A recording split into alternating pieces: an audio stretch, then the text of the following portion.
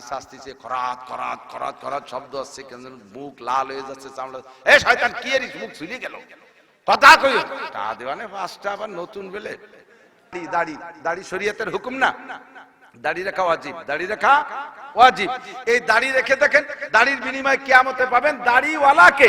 একজন মুসলমান যদি দাড়িওয়ালা হয়, সুন্নতি দাড়ি, মোষ কাটে দাড়ি বড়, আবার ওই যে সাধুকে মতো দাড়ি রাখছে যেগুলো আছে, মোষ দিয়ে দাড়ি দিয়ে মুখ গিরিয়ে ফেলাইছে, চাকার ভুটো রায় নাই, ওগুলো হবে না। ছোট দাড়ি বড় এই জাতীয় মুসলমান যদি নামাজ নাও পড়ে, কলেমা পড়া মুসলমান, নামাজ পড়ে নাই, শরীয়তের একটা বিধানও মানে নাই, কিয়ামতে নবী পাকের চোখের সামনে দাড়ি সহ ধরা পড়ে গেলে আপনাকে নবী সুপারিশ করে জান্নাতে নিয়ে যাবে। তাহলে এই দাড়ির প্রতিদান আমি আখিরাতে পাবো, এজন্য রেখেছি, কিন্তু এর প্রতিদান দুনিয়ায়ও আছে। কথা কন, একজন মানুষ, একজন যুবকের মানে একটা লোকের বয়স 45 বছর, 40 পার হলি তো বার্ধক্যে চলে আসে, 45 দাড়ি, যারা দাড়ি যত বেশি কাটে তাকে দাড়ি পাকে তত তাড়াতাড়ি। তো দাড়ি একেবারে সাইজে চুলে পরিষ্কার করে ডবল চার্জ দিয়ে প্যান্ট শার্ট ইন করিয়া করি ইয়াং নকনকি ইয়াং চার্জ। ওর ছোট ভাইয়ের বয়স 25 বছর, সে আলেম, এত বড় দাড়ি। এই দুই ভাই একসাথে একটু কাপড়ের দোকানে যাইয়ে দেন, কাপড়ের দোকানদার দোকানে একখান টুল আছে, টুল বেশি নেই, দুই ভাই একসাথে গেছেন, বড় ভাইয়ের বয়স 45 ইয়াং, ছোট ভাইয়ের বয়স 25, এত বড় দাড়িওয়ালা। দোকানদার দুই ভাইয়ের কার সাথে কি আচরণ করে? বড় ভাইরে কয়, এ ছেলে পেলে নামি দাঁড়াও। ছোট ভাইরে কয়, কাকা আপনি চেয়ারে বসেন। জম্মের সত্যি কথা না, কথা কন না কে? তো নগদে আল্লাহ তাআলা সুন্নাত ইবাদতের প্রতিদান দুনিয়াও দিয়ে থাকে। আর দাড়ি রাখতে কষ্ট না কাটতে কষ্ট? বুঝেন না, রাখতে কষ্ট না কাটতে কষ্ট? রাখতে কষ্ট, কাটতে রাখছি তো যে রাহা হয়ে গেছে, এনে কষ্টের কি আছে? আরো কত মজা, ঠিক না? এদের দেন স্পিরিট ফোম ফোম শব্দে দেন কি ফোম ফোম ভাব, ঠিক না? স্পঞ্জ। আর দাড়ি কাটতে কি কষ্ট, আল্লাহু আকবার। এই যে স্পষ্ট একটু মোস্টস পরিষ্কার করি তাই তো ব্যথা হয়। আর যদি সেলুনি দাড়ি সাফ করেন, আপনি যদি শেষরা পাল্টি হন, নাফিতে পয়সা দেওয়ার অভ্যাস কম, 20-30 টাকা কত নেয় শাস্তি তো আমি জানি না, যদি টাকা কম দেন তাহলে ও কিন্তু ভালো বেলেট দিয়ে আপনারা শাসবে না। দাড়ি শাস্তিছে, খরাত খরাত খরাত খরাত শব্দ আসছে, কেন মুখ লাল হয়ে যাচ্ছে, চামড়া, এ শয়তান কি এর মুখ ঝুলে গেল, কথা কইও তা দেওয়ানে পাঁচটা আবার নতুন বেলেট। এই বেলেট দিয়ে আগে 3 জনের দাড়ি ছাড়ছে, পরে 5-6 জনের বগল সাফ করছে, তাই দিয়ে ওর দাড়ি সাফ করতেছে। কি কষ্ট! আর শীত করে যখন এই জায়গা পুষে, আমার তো মনে হয় যে খালিও শয়তানের বসাই দিলে তাহলে কুরবানি হয়ে চাঁদ ওঠার আগে। কত বড় রিস্ক আর ঝুঁকি! মান সম্মানে পিছিয়ে পড়ে যাবেন দাড়ি কাটলে, এরপরে কষ্ট হবে, পয়সা করে যাবে। আল্লাহর কসম যারা দাড়ি কাটেন, আল্লাহর কসম যারা দাড়ি কাটেন, আমি ভালো করে আমি আল্লাহর ঘরের মধ্যে বসে বলতেছি, কিয়ামতে নবী পাকের সুপারিশ পাইতে বহু দেরি হয়ে যাবে, বহু পিছিয়ে পড়ে যাবেন। এখন কোন কারণে দাড়ি কাটেন? কি কারণে আপনি দাড়ি কাটেন? কিসের শখ?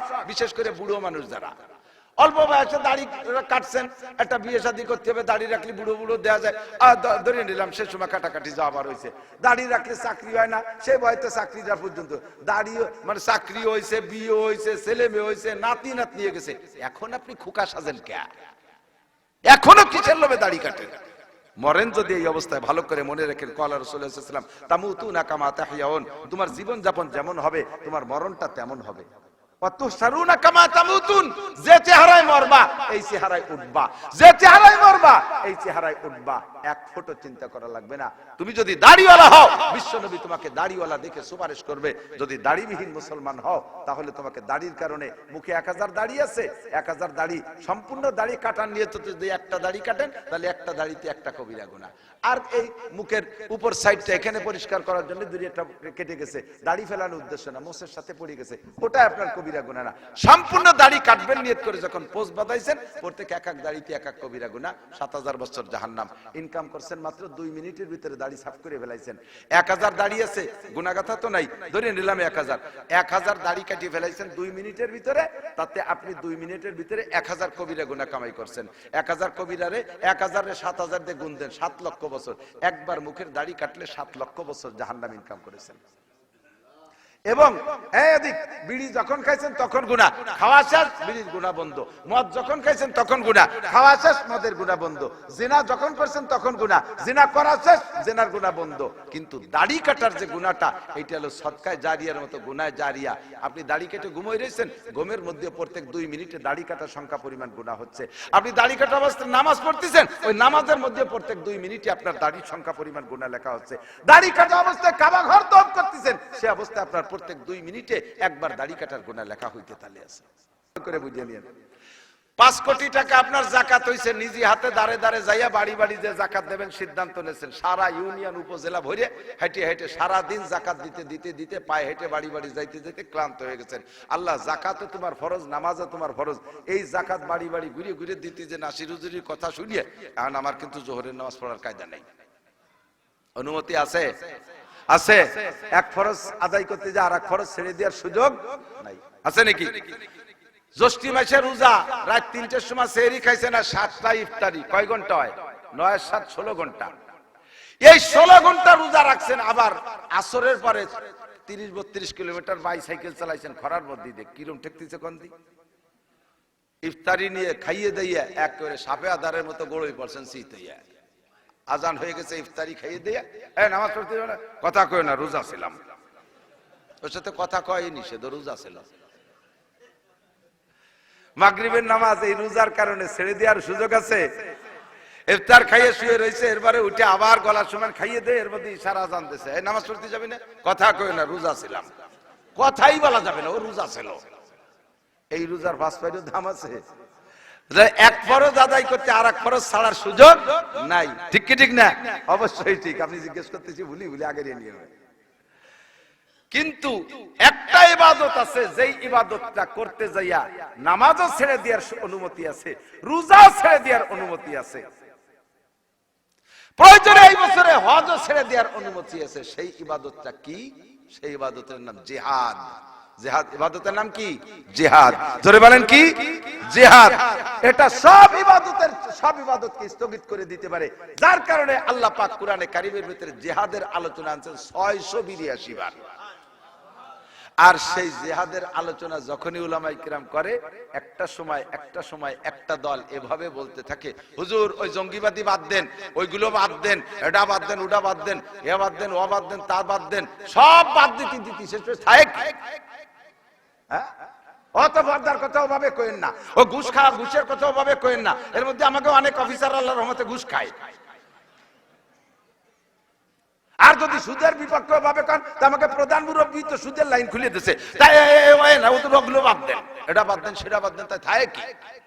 একজন গেঞ্জি কিনছে, একটা গেঞ্জির পিছনে রয়্যাল বেঙ্গল টাইগার, বাঘের ছবি আছে না, এরকম পিছনে বাঘ, সামনে সিংহ, তার গায়ে আলাদা রকম শক্তি বেরিয়ে গেছে। আর একজনের ওই গেঞ্জির গায়ে ওই বাঘের ছবি দেখে ওর খুব শখ হয়েছে, আর ও চিন্তা আছে যে গেঞ্জির গায়ে তো গেঞ্জি ছিঁড়ে গেলি পরে থাকবে না, ও গেঞ্জিও বাদ দিতে হবে, তাই আমি আর্টিস্ট দিয়ে পিটি বাঘের ছবি আঁকিয়ে ফেলবো। আর্ট ম্যানেরটা ডাইয়ে নিকেছে, দোস্ত আমার পিটিয়ে বাঘ আঁকিয়ে দিবি, আর বুকি সিংহ আঁকিয়ে দিবি, আমার ভিতরে বাঘ সিংহের সাহস আসবে। কয় কি দেখো, রং দিয়ে দেবো, রঙও তো উঠিয়ে যায়, তাহলে কি হলি ওঠে না, কয় একটা করা যায়, ওই সুই পুড়াইয়ে এরকম ফুটো ফুটো আঁকিয়ে দিই, কয় তালি তাই ভালো, এটা উঠবে না। তো মোম জ্বালাইয়ে মোমের মধ্যে সুই পুড়াইয়ে পিটি বাঘ আঁকতেছে, বাঘ আঁকতেছে, এমনি সুইর খুশাস হয় না, তা যদি পুড়াইয়ে দেয় কিরমটা এখন পিটি যাওয়ার মার্চার কলজে ফুটে এসেছে। কয় দোস্ত দোস্ত কে রিস, কয় যে বাঘ আঁকতেছি। কয় বাঘের কি আঁকতেছি, কয় ন্যাজ, কয় ন্যাজ ছাড়া বাঘ হয় না, তা যদি কতালি হয়, কথা লেজ বাদ দিয়া ফিরে আবার সুই পুড়াই আবার ফিটি লাগাইছে, দোস্ত দোস্ত রাত দেখিয়ে রিস, কয় বাঘ আঁকতেছি। কি বাঘের কি আঁকতেছি, কয় পাও আঁকতেছি, কয় পাও ছাড়া বাঘ হয় না, কথা যদি কতালি পাও বাদ দিতে হয়। এইভাবে যেটাই আঁকতে যায় সেটাই ব্যথা, আর কয় যে ওই ছাড়া বাঘ হয় না, লাস্টে বাঘের থাকে কি? পেট ছাড়া বাঘ, মাথা ছাড়া বাঘ, কান ছাড়া বাঘ, ঠ্যাং ছাড়া বাঘ, লেজ ছাড়া বাঘ। জিহাদ ছাড়া ইসলাম, পর্দা ছাড়া ইসলাম, সুদ ছাড়া সুদওয়ালা ইসলাম, ঘুষওয়ালা ইসলাম, যেটা বলতে যাবো সেটা যদি তোমার খারাপ লাগে, তাহলে ইসলামের তোমার থাকে কি? ইসলামই থাকবে না শেষ, কথা কোন ঠিক কিনা? ও দোস্ত, আল্লাহ পাক রব্বুল আলামিন কোরআনে কারীমের ভিতরে 682 বার জিহাদের কথা আনছে। প্রমাণ করে দেখাই আমি জিহাদের কারণে নামাজ স্থগিত রাখা জায়েজ। খন্দকের যুদ্ধ যখন সামনে আসতেছে, হুজুর সাহাবায়ে কিরামদেরকে নিয়ে খন্দক খনন করতেছে। খন্দক খুঁজতে খুঁজতে বেশ খনন হয়ে গেছে, এর মধ্যে কাফেররা প্রায় চলে আসছে। ওই দিন প্রায় ঢুকে পড়ে বাপ, ইতিমধ্যে খন্দকের খালি খুঁজতে বাকি রয়েছে। জিব্রাইল এসে বলতেছে, হুজুর জোহরের রক্ত তো হয়ে গেছে, কিন্তু খন্দক তো খুঁজা হয়নি। ওদিকে এই আবু সুফিয়ান দলবল নিয়ে চলে আসছে। হুজুর কয়, থাক, জোহরের নামাজ আগে খন্দক খনন করো। খুঁজতে খুঁজতে আসর, এখনো খন্দক শেষ হয় নাই। কয়, থাক, আসরের নামাজ খন্দক খনন করো। খুঁজতে খুঁজতে মাগরিব, এখনো খন্দক শেষ হয় নাই। কয়, থাক, মাগরিবের নামাজ আগে খন্দক খনন করো। খুঁজতে খুঁজতে ঈশা রক্ত, এখনো খন্দক শেষ হয় নাই। হুজুর কয়, থাক, ঈশার নামাজ আগে খন্দক খনন করো। 4 ওয়াক্তের নামাজ স্থগিত রেখে নবী পাক জিহাদের জন্য খন্দক খনন করেছে। প্রমাণ করে সময় সাপেক্ষে কার্যক্ষেত্রে কখনো কখনো জিহাদের গুরুত্ব নামাজের চাইতে বেশি। কথা বলেন ঠিক ঠিক না? এজন্য আল্লাহ তাআলা জিহাদ নামাজের আলোচনা করেছেন 82 বার, আর জিহাদের আলোচনা করেছেন 682 বার। কোরআন শরীফের আয়াতগুলো বিছে বের করলে যেভাবে আয়াতের সংখ্যা, সেই হিসেবে প্রায় 6 পারার উপরে কোরআন শরীফে খালি জিহাদের আলোচনা। দুঃখের বিষয়, এগুলো আলোচনা করতে গেলে মুসলমানের গায়ে পড়ে, অনেকের খারাপ লাগে। ভালো করে মনে রাখেন, এর একটা আয়াত সম্পর্কে যদি আপনার সন্দেহ থাকে আর আপনার মনের ভিতরে খারাপ লাগে, আর এটা বাধা দিতে মনে চায়, আপনি পাক্কা কাফের, আপনি পাক্কা কাফের। আপনি হজ করেন, যাকাত দেন, তাবলীগি যান, মসজিদে যান, মাদ্রাসার সভাপতি আর সেক্রেটারি যাই হন না কেন, আপনি এখনো মুসলমান হতে পারেন নাই। আগে মুসলমান থাকলেও এই মুহূর্তে আপনি কাফের হয়ে গেছেন। আর এই মুহূর্তে কাফের হওয়ার কারণে কি কি হয়েছে এটা একটু শুনিয়ে নেন। 1 নম্বরে আপনার বউ তালাক হয়ে গেছে। আপনার বউ তো আপনার ওই বিশ্বাসে বিশ্বাসী না, সেবিটি মুসলমান। আর এদিকে আপনি এই জিহাদকে সমালোচনা করার কারণে কাফের হয়ে গেছেন। আর কাফের আর মুসলমানের বিয়ে থাকে না, মুখে তালাক কোয়া লাগে না, এমনি বউ তালাক হয়ে যায়। 1 নম্বর বিপদে পড়ছেন। 2 নম্বরে এই বউ নিয়ে ঘর সংসার করবেন, যতদিন মিলামেশা হবে ততদিন জিনার গুনাহ হবে, এর বিচার আলাদা হবে।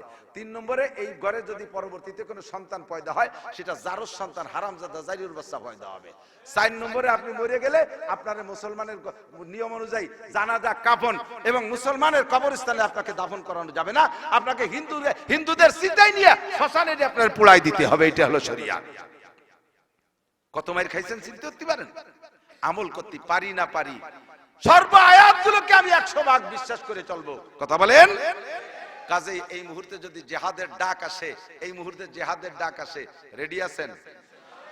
সত্যি রেডি আছেন? অনেক বুড়োরা চিন্তাছে, ও বাবা, আমি পায়খানায় যাতে সাহস পাই না, তুমি আবার জিহাদে হঠাৎ। আমি হলো কমেটে পায়খানা করি, চেয়ারের তলা ফুটো হয়ে যায়। আর একবার হাত দেখবো, আপনি পারেন আর না পারেন, হাতটা দেখায় আল্লাহকে সাক্ষী রাখেন, তাহলে কিয়ামতে বদরী সৈনিকদের সাথে জান্নাতি হবেন। রাজি আছেন? একটা তাকবীর হোক, নারায়ে তাকবীর। বিশ্বের মুসলিম, এই স্লোগান পাল্টাতে বলেন। এক তো আর হইছে, এক হয়ে শুয়ে থাকলে হবে নাকি? এক হও, জিহাদ করো, বক্সিন বক্সিন। বিশ্বের মুসলিম এক হও, জিহাদ করো। ইহুদিদের দালালরা, খ্রিস্টানদের দালালরা, খ্রিস্টানদের আস্তানা, ইনজিলের আস্তানা, বাইবেলের আস্তানা, নেতানিয়াহুর চামড়া, আমরা ওই শুয়োরের চামড়া আজকে তুলতে যাব। ওর গায়াত দিলে তো আত্মা ভাগ হয়ে যায়, আমরা ওর চামড়াও তুলতে পারবো না। নেতানিয়াহুর চামড়া কুত্তই কামড়া, নেতানিয়াহুর চামড়া, নেতানিয়াহুর চামড়া। নারায়ে তাকবীর। এখনই যদি ডাক আসে, যাইতে রেডি? বাড়ি যা লাগবে, টাকা আনতে যা লাগবে, কাপড় পাল্টাতে যা লাগবে, পায়ে হেঁটে চলে যাবে ইনশাআল্লাহ। সত্যি অন্তরের থেকে বলেছেন। এই জিহাদি প্রেরণা ভিতরে থাকাটা ইমানের অঙ্গ। আপনি কিয়ামতের ময়দানে বদরী সৈনিকদের সাথে জান্নাতে চলে যাবেন ইনশাআল্লাহ। আল্লাহ সবাইকে নসিব করে বলেন আমিন। বহু জায়গার জন্য যুদ্ধ করেছে। এই কেন বলছি? বেশি দেরি নাই, বেশি দেরি নাই। তৃতীয় বিশ্বযুদ্ধ, বেশি দেরি নাই। রেডি থেকো যুবক। দেশে যেভাবে গুলাই পুলাই নইছে, সারা দুনিয়া জুড়িয়ে ঠেকাবে যে, জিন ছাড়াবে যে, তারই জেনে ধরছে। কথা কন? বিশ্ব মডেল আমেরিকা, সেই আমেরিকারে ধরছে জেনে। সে আর কারে জাড়ফুঁক করবে কন? সে আর এদে লাগাই দিচ্ছে। বড় বড় মোড়লরা লাগিয়ে যাচ্ছে। আর এদিকে আমাকে 3 মৌলবী 13 দল, আমরা আবার ক্ষমতায় যাব নিয়ত করছি। সুবহানাল্লাহ। 3 মৌলবী 13 দল, এ আর বাঙ্গায় কর দরকার নেই। মধ্যপ্রাচ্যে 52টা মুসলিম কান্ট্রি যদি এক হয় আর তারা যদি তেল বন্ধ করে দেয়, তাহলে আমেরিকার তেল শেষ, যুদ্ধের বিমান উঠবে না, ট্যাঙ্ক চলবে না, সব বন্ধ। কুয়েতের ঘরের ভিতরে পাইপ লাইন দিয়ে বাড়ি বসে চুরিয়ে রেখাচ্ছে সাড়ে শয়তান বুড়ো আমেরিকা বদমাইশটা। আর সে সেই জায়গা বসে সারা দুনিয়াকে শাসন করতেছে, সারা দুনিয়াকে কানুন আর নিয়ম শিক্ষা দিচ্ছে। নিজে দুর্নীতি করো, বাদায়ে সিয়াসে দামান তরবতর হয় শাইকা ফির भी दावा है कि इस्लाह है दो आलम मुझसे है। নিজের সারা গায়ে পায়খানা পেশাব দিয়ে মাখানু, উনি আবার সারা দুনিয়ার মানুষের কাপড় শুয়ে বেড়াচ্ছে, তোর গায়ে কাপড়ের গায়ে দুর্গন্ধ কয় কেন? কথাগান আল্লাহ হেফাজত করুক, বলেন আমিন। যে আয়াতটা পড়ছি সেই আয়াতটা, তার ভিতরে আছে তাকওয়া। আর বলবো না, খুব কষ্ট হয়ে যাচ্ছে। তাকওয়া আর একটা শব্দ আল্লাহর কাছে খুব প্রিয়। এই শব্দটা আল্লাহ তাআলা কোরআন শরীফের ভিতরে 62 বার উচ্চারণ করেছেন, বিভিন্ন সিগার মাধ্যমে 62 বার। তাকওয়াটা খুব জরুরি। এক নম্বরে আল্লাহ পাক ডাক দিয়ে বলতেছেন, ইয়া আইয়ুহাল্লাযীনা আমানুত্তাকুল্লাহ,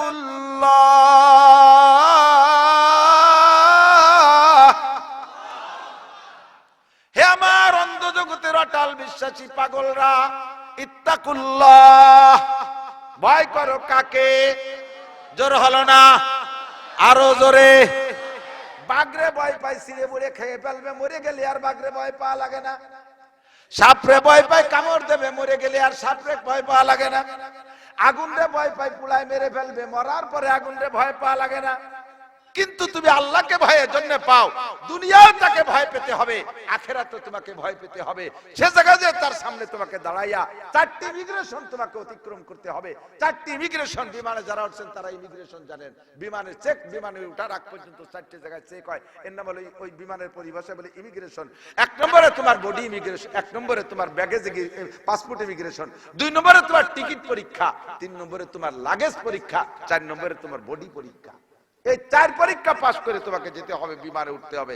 কিয়ামতের ময়দানে আল্লাহর সামনে এই 4টি ইমিগ্রেশন হবে কি হবে না? বিশ্বাস আছে? শুধু তালে তালে গতানুগতিক শুনে শেষ করে দিয়েন না, শোনালো কি ভালো করে বোঝেন।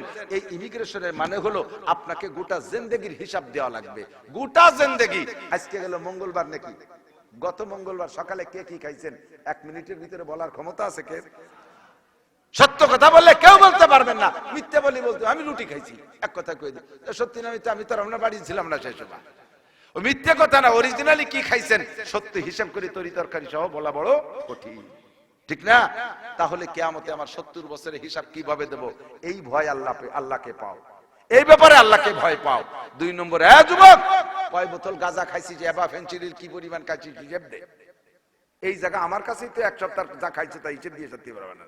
যারা বিড়ি খায়, সিগারেট খায়, তারা ডেলি কয়টা বিড়ি সিগারেট খাইছেন একদিন হিসেব দিয়ে পারবেন? পারবেন না। 1 সপ্তাহের হিসেব দিয়ে পারবেন না। কিয়ামতের ময়দানে হিসাব দেওয়া লাগবে। এই ভয় আল্লাহকে পাও, ইত্তাকুল্লাহ। জি ভয় তো পাই, ভয় না বলি এত রাত্রি এখানে বসে থাকবো কয় জানি এ ভয় না। ভয় যে তুমি পাও হাক্কা তুকাতি, যেমন ভয় পাওয়া দরকার। আমার এক কুয়তো ভাই আছে, খুব একটু রসিক, কয় যে বাড়ি আমার ইমান তোষছে বেশি, আমার সাথে ইমান দিয়ে ভাল্লা দেয়, কিন্তু ফজরের নামাজ যে ভর্তি পারি নিয়ে কদি কি এরি নিজেই কয় আমার ইমান তো হচ্ছে পাকা, কিন্তু ফজরের নামাজে ভর্তি পারি না।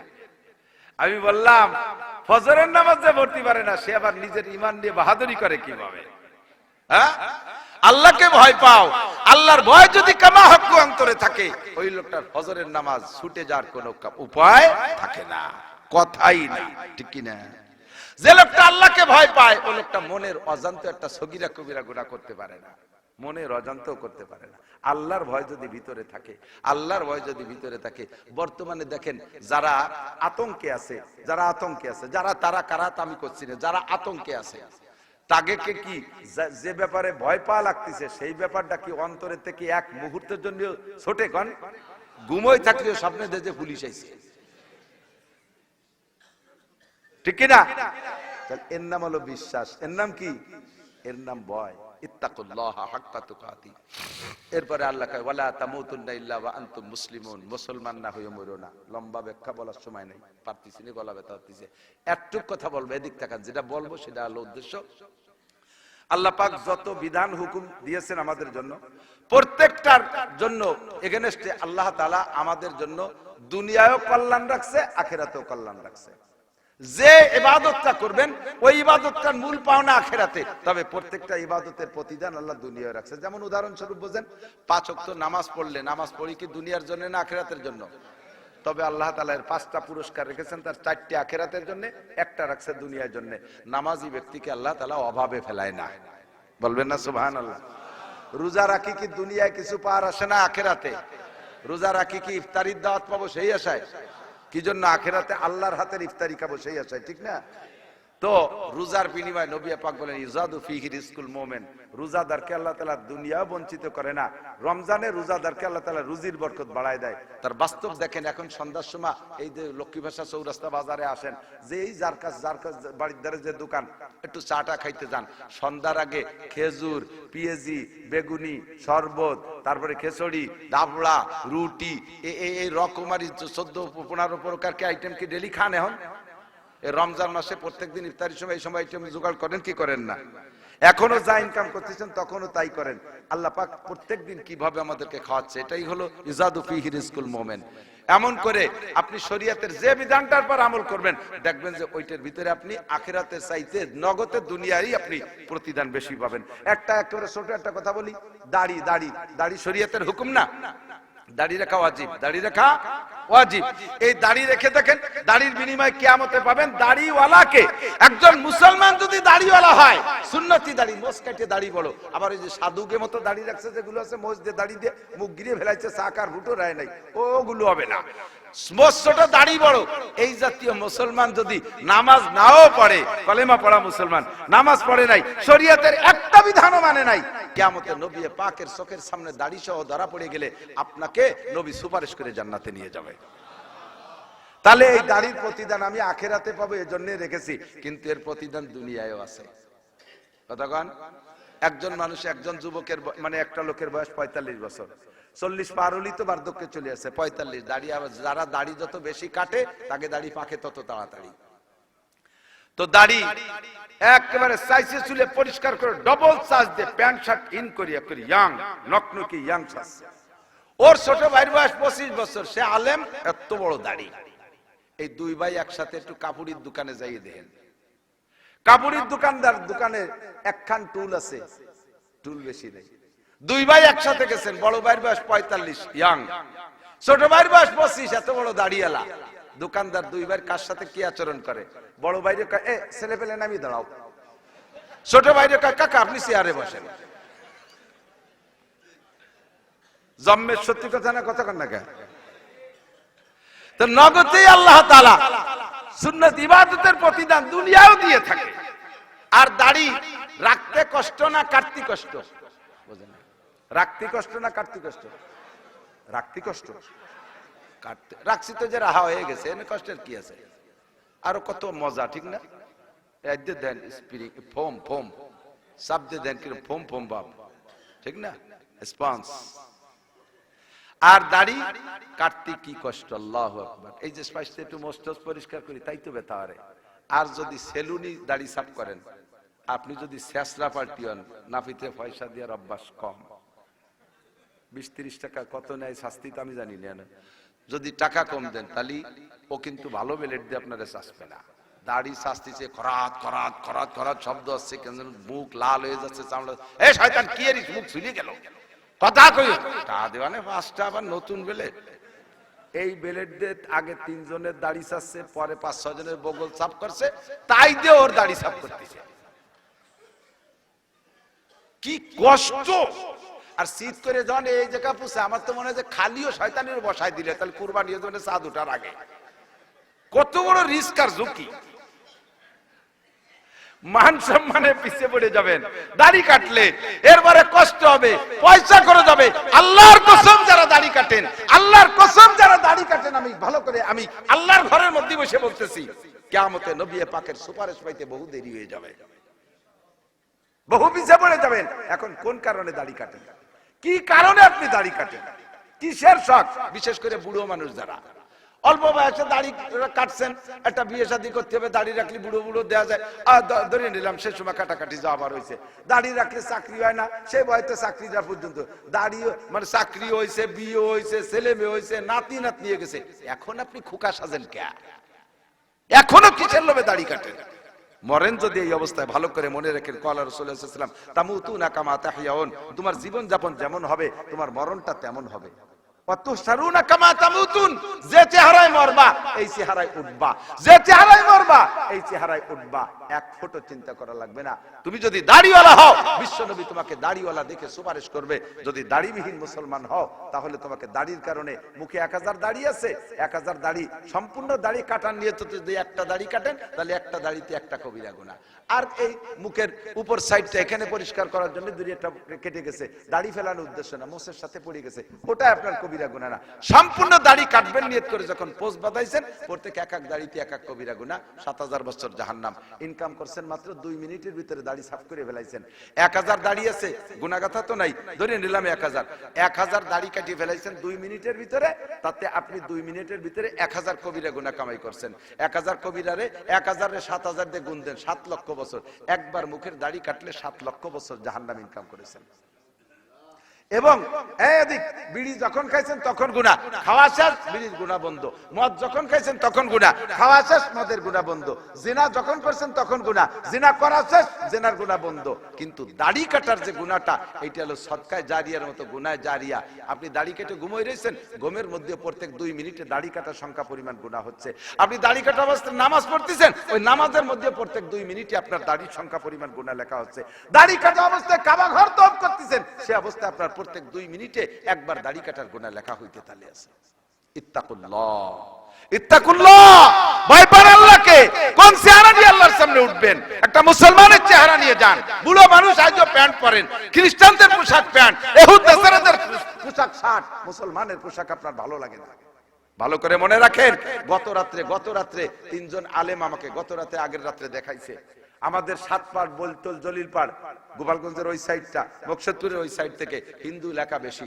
সেই এলাকায় খ্রিস্টানরা ঢুইকা হাজার হাজার হিন্দুদেরকে খ্রিস্টান বানাইছে। এলাকায় হিন্দুরা বাড়ি ছেড়ে অনেকে ইন্ডিয়া চলে গেছে, সেই বাড়ি ঘরগুলো মুসলমানরা কিনছে। কয়েক ঘর মুসলমান মিলে একটা মসজিদ বানাইছে। সেই মসজিদের ইমাম সাহেব, সেই মসজিদের ইমাম সাহেবও কি ওদের ইমাম নাকি আল্লাহই জানে। এদের এই ইমাম সাহেবরে এমন ভাবে তৈরি করছে, ইমাম সাহেবের কাছে ইনজিল, ইমাম সাহেবের কাছে বাইবেল, এইগুলো দিছে। ইমাম সাহেব মসজিদে এলান করে দিয়ে, মসজিদে এলান করতেছে মাইকি, যে অমুক বাড়ি বাইবেল শরীফ পড়া হবে, আপনারা আসবেন। অমুক শরীফ বাড়ি ইনজিল শরীফ পড়া হবে, আপনারা আসবেন। ছোট ছোট রিসালা, ছোট ছোট বই আকারে মুসলমানদের হাতে ধরাই দিচ্ছে, হিন্দুদের হাতে তো ধরাই দিচ্ছে। আমার কাছে মোবাইলে আছে, আমি এখনই দেখাইতে পারি। খ্রিস্টানরা মুসলমানদের কোরআনকে বিকৃত করার জন্য কোরআন শরীফ ছাপানো শুরু করছে, কোরআন শরীফ লেখছে। একটা সূরা আমার কাছে আছে, সূরার নাম দিয়েছে সূরাতুল মুসলিমুন, সূরাতুল মুসলিমুন, তাই সূরা লেখছে। এরকম করে এক পারা পরিমাণ একটা বানায় ফেলাইছে কোরআন শরীফ, তাই মুসলমানদেরকে পড়াচ্ছে। তার ভিতরে আল্লাহ রসুলকে গালি দেওয়া আছে, তার ভিতরে ঈসা আলাইহিস সালাতু ওয়াস সালামের উপর ঈমান আনা ফরজ এবং তাকেই শেষ নবী বলে মানতে হবে, এই আকীদা তৈরি করতেছে। সেই জায়গায় স্কুল বানাইয়া মুসলমানদের ছেলে মেয়েদেরকে সেই স্কুলই পড়াচ্ছে। বই ফ্রি, পোশাক ফ্রি, খাবার ফ্রি, বেতন দেওয়া লাগবে না। এমনকি ওই স্কুলে পড়লে তাদের গার্জিয়ানদেরকে পর্যন্ত ভাতা দেয়া, সকাল বিকেল দুই বেলা স্কুলের ছেলে মেয়েদেরকে কাতার বন্দি করে। এই উলামায়ে কিরাম কালকে আমার কাছে বই এতগুলো দেখাইছে, কয়েক মসজিদ থেকে উনি শেষ করে নিয়ে আসছে। বললো যে হুজুর, কাতার করে দিয়ে ওদেরকে চক্ষু বন্ধ করে আল্লাহর কাছে মোনাজাত করায়। তোমরা তোমাদের আল্লাহর কাছে বলো, আল্লাহ একটা চকলেট দেন, আল্লাহ একটা চকলেট দেন। ওরা চোখ বন্ধ করে আল্লাহর কাছে চকলেট দেয়। আল্লাহ কি ওই জায়গায় চকলেট নিয়ে আসবে? আল্লাহ চকলেট দেয় না। এরপরে তোমাদের আল্লাহ চকলেট দিয়েছে? কয় না, দেই নেই। তো এবার বলো, যিশু আমাদেরকে চকলেট দেন। যিশুর কাছে চকলেট চাই, ওরা পিছন দিয়ে হাইটে হাইটে প্রত্যেকের হাতে চকলেট দিয়ে দেয়। জিজ্ঞেস করে বলো, যিশু কি তোমাকে আল্লাহ কি চকলেট দিয়েছে? কয় না। কে দিয়েছে? কয় যিশু। তাহলে বলো, আল্লাহ ভালো না যিশু ভালো? কচি কোমল ছোট ছোট বাচ্চাদেরকে, মুসলমানের সন্তানদেরকে এভাবে খ্রিস্টানি আকীদা তাদের মধ্যে ঢুকাচ্ছে। আর মুসলমান আজও সেই খ্রিস্টানদের কালচার পছন্দ হয়, তাদের পোশাক ভালো লাগে, তাদের চেহারার মতো চেহারা ভালো লাগে, তাদের দাড়ির মতো। দেখেন না জেলেনস্কি, ইউক্রেনের প্রেসিডেন্ট জেলেনস্কির একটু খেজুনি দাড়ি, তারপরে মেসিরও দাড়ি আছে একটু। মুসলমান দাড়ি রাখে, মেসি কাটিং, ইউক্রেনের জেলেনস্কি কাটিং। এইটা খুদার কসম করে সুন্নতি দাড়ি না। দাড়ি রাখবেন তো এক মুঠ, পোশাক পরবেন তো সুন্নতি পোশাক, পাক্কা মুসলমান হন। আল্লাহ কাই উদখুলু ফিস সিলমি কাফা ওয়ালা তাত্তাবিউ খুতুওয়াতিশ শাইতান। ইসলামের মধ্যে ঢোকো পরিপূর্ণ। ইত্তাকুল্লাহ, আল্লাহকে ভয় পাও, আল্লাহকে ভয় পাও। জি আল্লাহ, আপনাকে ভয় পাইলাম। প্রতিদান কি হবে? তিনটে প্রতিদান বলে আমি শেষ করে দিচ্ছি। 1 নম্বরে আল্লাহ পাক বলেন, 1 নম্বর প্রতিদান হলো আল্লাহু ইউহিব্বুল মুত্তাকিন। আল্লাহ পাক মুত্তাকিনকে পছন্দ করে। মুত্তাকিনের সাথে আল্লাহ দোস্ত পাতায়, বলেন আলহামদুলিল্লাহ। আপনি মুত্তাকিন হলে আল্লাহ আপনাকে ভালোবাসবে। 2 নম্বর পুরস্কারের দিক তাকান, শুধুমাত্র তরজমা বলে শেষ করে আমার মাথা ব্যথা করতেছে। 2 নম্বর হলো আমাইয়াত্তাকিল্লাহ ইয়াজআল লাহু মাখরাজা ওয়া ইয়ারযুকহু মিন হাইসু লা ইয়াহতাসিব। যারা আল্লাহকে ভয় পায় আল্লাহ তাআলা তাকে জেলের থেকে বেরোনোর ব্যবস্থা করে দেয়, বিপদ থেকে মুক্তির ব্যবস্থা করে দেয়, মিথ্যে মামলা থেকে পরিত্রাণের ব্যবস্থা করে দেয়, মহা সংকট থেকে আল্লাহ বাঁচার ব্যবস্থা করে দেয়, আটলান্টিক মহাসাগরের মাঝখানে পড়ে গেলে আল্লাহ বাঁচার ব্যবস্থা করে দেয়, চতুর্দিকে বাঘ সুন্দরবনের মধ্যে পড়ে গেলে আল্লাহ তাআলা তাকে বাঁচানোর ব্যবস্থা করে দেয়। যে আল্লাহকে ভয় পায়, যে আল্লাহকে, একটা কথা, ছোট্ট একটা কথা বলি, সেদিনও গেছি সুন্দরবন। ওই জায়গা মোংলায় আছে জাহাঙ্গীর ভাই নামে এক ভাই, একটা মাদ্রাসার এখন নাইট গার্ডের ডিউটি করে। উনি বলতেছে, হুজুর ওর সারা গায়ে ক্ষত বিক্ষত, কয় যে ছিলাম হলো জঙ্গলের দস্যু ছিলাম, সবসময় কাঁধে দোনালা রাইফেল বন্দুক থাকতো। তো একবার ওর মধ্যে আমরা ডাকাতি যারাই করতাম, ডাকাতি ডিকতি যা করি সবাই আবার আল্লাহর প্রতি বিশ্বাস ছিল, নামাজটা ঠিক মতো পড়তাম। কারণ এ জায়গা বাঘের সামনে আর কোনো মাতবাড়ি চলে না। তা আমারে নৌকো থেকে নামাই দিয়ে গেছে এক জায়গা, এই গরান কাঠের স্তূপ, ওর উপরে নামাই দিয়েছে। তো মাগরিবে রক্ত হয়ে গেছে, ওরা নামাই দিয়ে নৌকো নিয়ে চলে গেছে বিভিন্ন পয়েন্টে, এভাবে আমাদের নামাই দিচ্ছে, প্রত্যেকের হাতে অস্ত্র আছে। তা আমারে যখন গরান গাছের উপরে নামাই দিয়েছে, আমি ওর উপরে গামছা বিছিয়ে নামাজে দাঁড়াইছি। সুন্দরবন তো ঘন সুন্দরবন, এসব জায়গাতে বাঘ যাতায়াত করে, কাদার ভিতরে বাঘের পায়ের ছাপ দেখতেছি। সেই অবস্থায় মাগরিবের নামাজ একা একা, এমন না যে আমি পড়তেছি আর দুইজন আমারে পাহারা দিচ্ছে, আমাকে আমারই পাহারা দিতে হবে, আল্লাহর কাছে সমর্থ করতে। নামাজে দাঁড়াইছি, আল্লাহু আকবার কে যখন দাঁড়াইছি, তখন শুনি যে পক পক শব্দ হচ্ছে, পলি কাদার ভিতর দিয়ে বাঘ আসতেছে, বাঘের পায়ের আওয়াজ কানে আসতেছে। কন্দি সুরকিরাত মনে থাকে ওই সময় কেমন লাগার কথা সেইরকমই লাগতেছে। তখন আমি চিন্তা করছি যে তাকবীরে তাহরিমা বানছি, আল্লাহকে আল্লাহু আকবার বলে সামনে করে দাঁড়াইছি, বাঘে খেয়েও যদি ফেলে তবু আমি ডানি বামে ফেরবো না, নামাজ ছাড়বো না। ওই দিন যে নামাজ পড়ছি, আমার মনে হয় আল্লাহ তাআলা ওই দিনের নামাজ কবুল করে আমাকে অন্যায় থেকে ফিরিয়ে নিয়ে আইছে। শতভাগ শিওর ছিলাম যে আজকে আমাকে বাঘে ধরে খেয়ে ফেলবে। আমি ডানি বামে চোখের একটু কাজ করি নাই, এক ধ্যানে যায় নামাজের দিক, সামনের দিকে তাকাইয়া নামাজ পড়তেই আসি। আর মুরব্বী আইটে এসে আমার বাম পাশে হাত দুই দূরে এই রুমে বসে রয়েছে, তবু আমি তাকাই না। এই 2 হাত দূরে মাপছি হলো সালাম ফিরানোর পরে। ডানি বামে 3 রাকাত পড়ে সালাম ফিরেছি, ডান দিক ফিরে বাম দিক ফিরে দেখি যে আমার দিকে এরকম চেয়ে রয়েছে। হুশ থাকে? আমরা তো এত কাছে একটা শিয়াল দেখলিও পেশাব করে দেবো ভয়তে, আর বাঘ এ তো বলতেছি আর শুনতেছেন, একটু যাইয়ে দেখেন খেলা কারে কয়। তো এই অবস্থায় দেখার পরে আমি বাঘরে কইলাম, বাঘ আমার হাতে রাইট বন্দুক তো আছে, আমি কইলাম তুই আমারে কিছু কইস নেই, আমিও তোরে কিছু কব না, তুই চলে যা। তুই আমারে এতক্ষণ কিছু বলিস না বিদায় আমিও কিছু বলবো না, আমার কাছে বন্দুক আছে, গুলিয়ে দিলে দিতে পারবো। তুই আমার নামাজের শ্রদ্ধা করেছিস, আমার আল্লাহকে, আল্লাহর প্রতি আমার বিশ্বাস রেখে আমাকে নামাজ পড়ার সুযোগ করে দিয়েছিস, কাজে তোরে কিছু কব না, চলে যা বলে আমি বন্দুকটা থুইয়ে আবার 2 রাকাতে দাঁড়াইছি। ও বাম পাশে ঘুরিয়ে এসে আবার ডাইন পাশে বসে যায় না, আমার তাকাই রয়েছে। পরে সুন্নত পড়ে সালাম ফিরে বললাম যে এখনো যখন কিছু কইস নাই, আমিও তোর কিছু কব না, চলে যা। একেবারে অনাসে হেঁটে চলে গেল। তারপরে বুঝলাম যে হয়তোবা হতে পারে আমাদের ডাকাতিরও তো ডাকাত শত্রু আছে, এই মুহূর্তে কোন ডাকাত এসে আমার পর আক্রমণ করত, আমি আল্লাহকে হাজির নাজির জানিয়ে নামাজে দাঁড়াইছি বিধায় আল্লাহ তাআলা আমাকে বাঘ দিয়ে পাহারা দিছে। যখন আল্লাহ আমারে বাদ দিয়ে পাহারা দিছে, এই আল্লাহই পারে, কাজেই অন্যায় পন্থায় যত ইনকাম করেছি আর কোনোদিন করব না, সেই দিন বন্দুক জমা দিয়ে তওবা করে চলে আইছি। ওমাইয়াত্তাকিল্লাহা ইয়াজআল লাহু মাখরাজা, যে আল্লাহকে ভয় পায় আল্লাহ তাকে এমন বিপদ থেকে বাঁচার ব্যবস্থা করে দেয়। 3 নম্বর হলো ওয়ায়ারযুকহু মিন হাইসু লা ইয়াহতাসিব, ধারণার বাহির স্থান থেকে আল্লাহ রুজির ব্যবস্থা করে দেয়। আল্লাহর প্রতি যার ভয় আছে, আমরা মনে করি ব্যারাক না হলে মারা যাব, গ্রামীণ ব্যাংক না হলে মারা যাব, এ সরকার না হলে কি করব, ও সরকার না হলে কি করব, সব বাদ দেন বন্ধু, বিশ্বাস করেন আল্লাহর উপরে, আল্লাহর উপরে বিশ্বাস করেন, আল্লাহকে ভয় পান, আল্লাহ রুজির মালিক। ওয়ারযুকহু মিন হাইসু লা ইয়াহতাসিব, ধারণার বাহির স্থান থেকে রুজির ব্যবস্থা করতে পারে কে? 4 নম্বর 5 নম্বর পুরস্কার হলো আল্লাহ কয় ইন্না আকরামাকুম ইনদাল্লাহি আতকাকুম। তোমাদের মধ্যে যদি সবচেয়ে বেশি সম্মানী হতে চাও, সবচেয়ে বেশি সম্মানী হতে চাও, তাহলে সবচেয়ে বেশি মুত্তাকিন হও, মুত্তাকিন পরহেজগার হও, আল্লাহর ভয়টা ভিতরে বেশি ঢুকাও, ইবাদত বন্দেগী সঠিকভাবে করো, সর্ব সমাজে তুমি সম্মান পাবা। আল্লাহ তাআলা আমাদের নারী ও পুরুষ যে যেখান থেকে শুনতেছি এই তাকওয়ার উপরে আমাদেরকে মজবুত হওয়ার তৌফিক দান করে, সকলের ভিতরে আল্লাহর গভীর ভয় তৈরি করে দেন। সবাই বলেন আমিন।